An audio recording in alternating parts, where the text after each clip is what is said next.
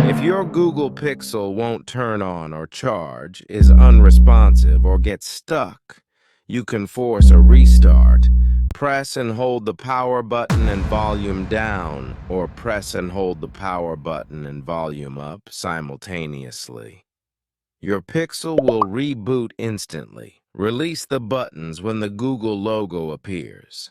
Thank you for watching. Please don't forget to like and subscribe our YouTube channel V4 Empire Unlocker and stay tuned for more videos.